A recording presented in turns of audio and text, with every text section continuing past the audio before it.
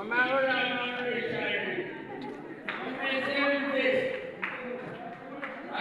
n'akazi k'ikigo DJ akazi k'igakera bari nakushoje cyane byiza cyane kongera kuba urabona mfashije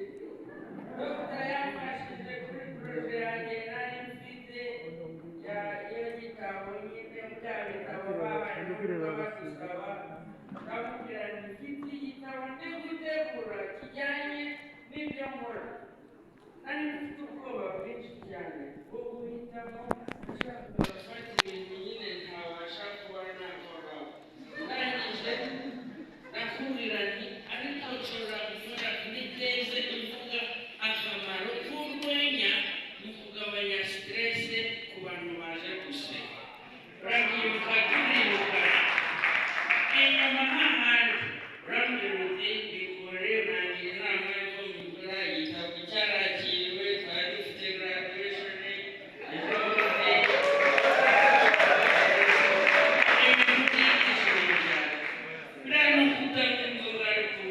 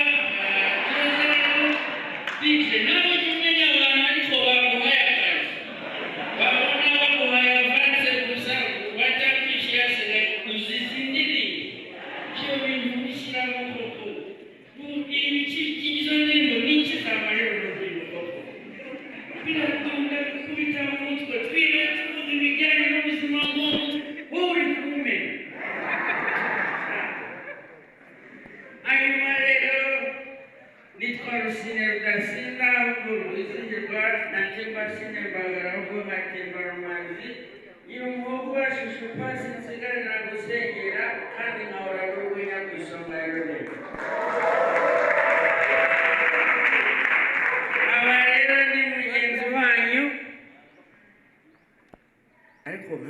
nk'ayo mavidewo yajyanye hako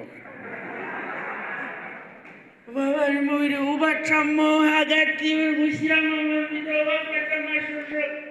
aba ni abantu bize nubwo bakwishyuye bafite amabachelor ajyanye madigira babona yayo masters n'abahedi master bose n'abahedi masters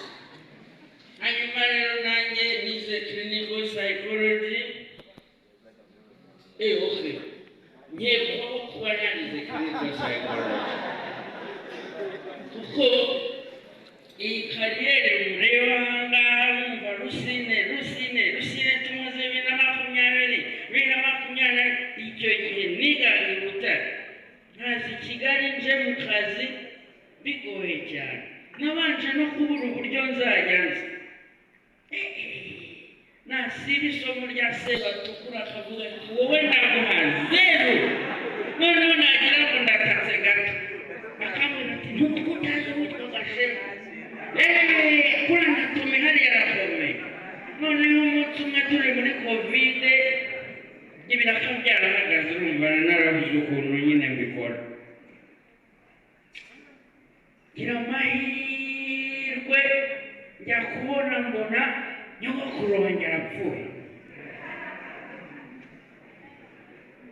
n'urwenya bino seka n'urwenya ntabwo yapfuye oya ariko byarabaye abo twiganye barabizi ba Soteri ariye former president of SEPSAD umuntu ukomeye cyane Soteri komereza aho ngaho Soteri twatangiranye ari perezida wa SEPSAD ngewe ndi perezida wa public relation muri SEPSAD twiringa manywa nijoro SEPSAD itera imbere ikintu kinshimisha ni ukubona kuba mpagaze ahantu SEPSAD yanyishyuye kugira ngo bamani urumva ukuntu birenze kandi igishimishije sinzira bishimiye sotera aracyabikoramo just for volunteering. Keep working. Anyway, ubwo rero gire gutya nyogokuru nyine tugira ibyago yitaba Imana hari muri covid muri guma mu karere nta buryo n'ubu na bumwe nabasha kuza i Kigali nza mu gikamyo gitwaye umucanga barakinguye ngewe bakwe bitiyo bitatu bakiramo barenza itaka kigaza gatwo hejuru kugira ngo nkingure nyogokuru. Noneho ikibazo cyabayemo nagiye muri icyo gikamyo ntafashe nomero ya shoferi na nomero ya plaque y'imodoka intwaye. Njya kumva numva mu rugo barampamagaye bati tuje kugufata. Ndababwira nti ko namaze gufatwa imodoka nkabyumva neza narabyumvaga ngo imodoka igeze nk'Inyanza igenda numva imikuku kugira ngo mbone nabo byari ibibazo. Ariko naragarutse mvuye aho ngaho urabizi ko iyo kamera yawe itari kuri stand numvuga ibintu bisekeje ugaseka amashusho aratitira ntibazakwishyura. Niyo mpamvu ntugomba guseka habe namwe babona harimo akantu gashekinga ntibazakwishyura. Ngewe mbwira nkwimisha amafaranga ubibone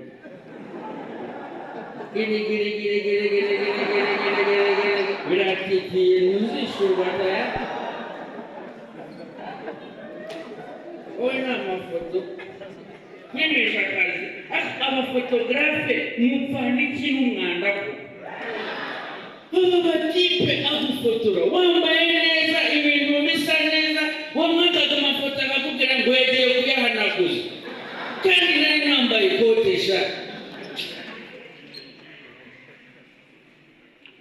Hako ni mbaze n'abandi ibyo biga babona abo baragiye iteka rifashe rimwe nziranga ibintu by'urwenya sezibera navuga ati uwo mwana urasetsa ariko ugomba no kwiga. Ariko naheze biteze witwa nde? Salvatore Bitako. Igitabo batuma izina rirerire rihinnye yitwa Salvatore. Wize iki cyangwa wiga iki? Niga environmental health. Mbese ni ubuzima bw'ibinyabuzima cyangwa ubuzima bw'ibidukikije? Ntabwo ari ubuzima bw'ibidukikije, ni sayansi yiga relationship iri hagati ya environment na impact igira ku buzima bw'umuntu. Nyogokuru wanjye rwabicuma utazi icyongereza ubwo aho yagira ngo uvuze mu ndimi zazindi z'abahanuzi. Muri make bishatse kuvuga reka mumfashe. Ngewe niga clinical psychology. Ni sayanse nabivuge mu buryo bwawe, ni sayanse yiga human behavior sibyo ndetse n'ibintu bya mental health, cognition, emotional, spiritual yose. Ariko ubundi ngewe niga ibijyanye n'ubuzima bw'umuntu n'imitekerereze ndetse n'imyitwarire n'imyifatire y'abantu. Apana ihene byo nzibona kuri mushikake gutya nshikari. Wowe rero bivuge muri urwo rurimi nawe ku buryo umuturage rwabicuma yabyumva. Murakoze narabivuze narabivuze nizeye ko nyine abantu bose bari hano turaza kubyumva kimwe ariko erega ntabwo ariko bose babyumva. Hano hari umuntu wigira ubuvanganzo no mu rurimi gakondo. None niga ubuzima bw'umuntu ndetse n'isano bufitanye n'ibimukikije, ubwo nkiga ingaruka ibimukikije bimugiraho n'ibyo muri rusange. amashyi menshi cyane kuri Salvatore. Sasa mwibi ibanga bari bamaye ngewe iminota 10 noneho ibi tuganiriye si umunota umwe n'igice barabinyishyurira ngewe ndi mu kazi tayari nagatangiye undi kugenda nyiba hasigaye n'igice anyways uyu mwuga mureba rero w'urwenya ntimutekereze yuko buriya utinjiza nibanganye kubibera sotero yaho zabe nserereza jombe naguze imodoka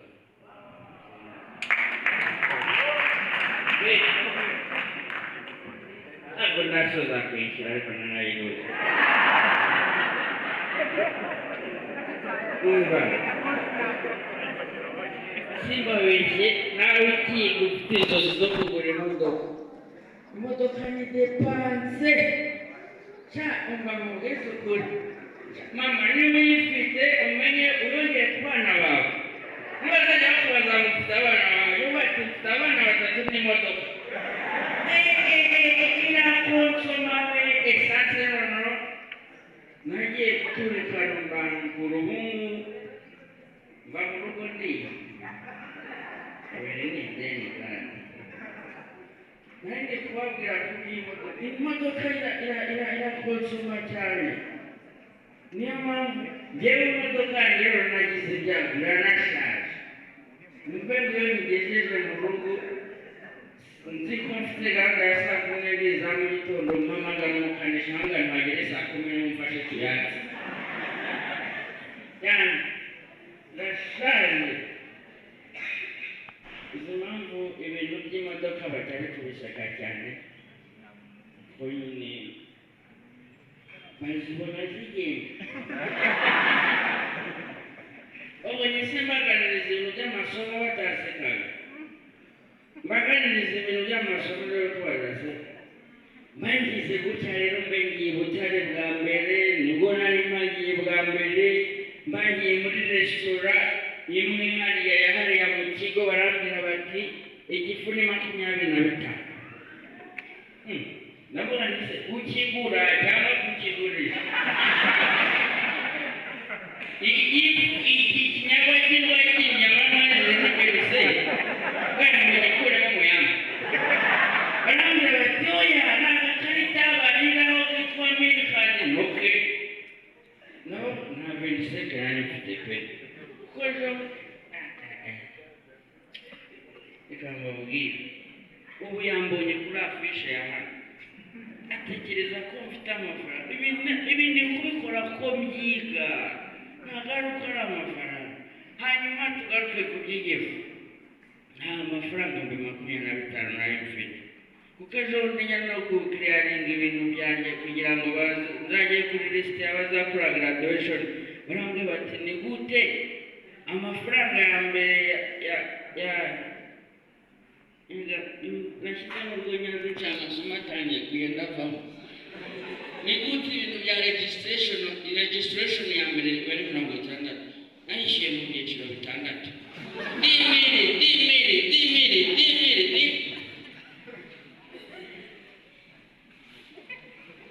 mushiki wanjye kwigihe nkasoje kuko performance yacu ndebe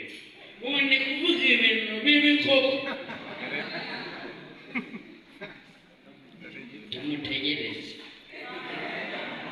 turamutegerezaga mube namwe mwibwirana hagati yabo mube musetsanya hagati yabo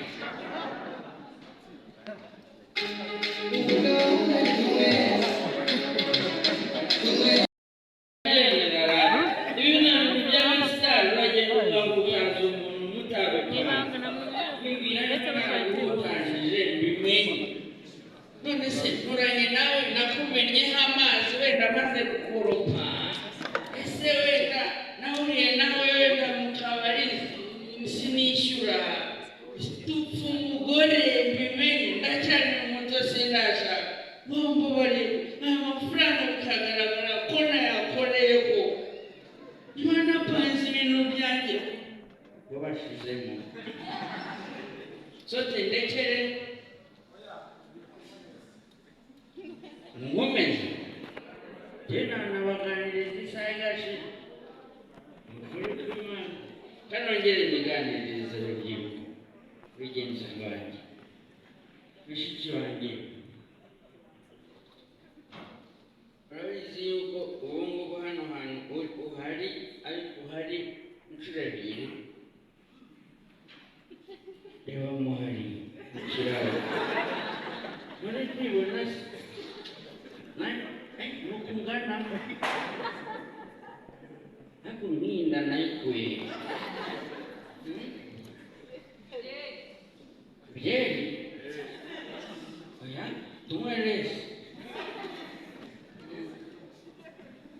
ikibazo rero cyo kubyibuha abantu bagutekeraho amafaranga kandi ntayo ufite bihora bimbaho urebe ko hari umuntu wanguriza mama wangurije ibihumbi 10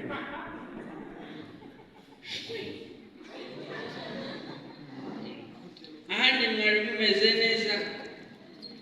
nishimiye kubana namwe uyu munsi umunsi mpuzamahanga wahariwe ubuzima bwo mu mutwe nahoze mbivuga no kuri Kiss FM mu gitondo ni ibintu by'agatangaza cyane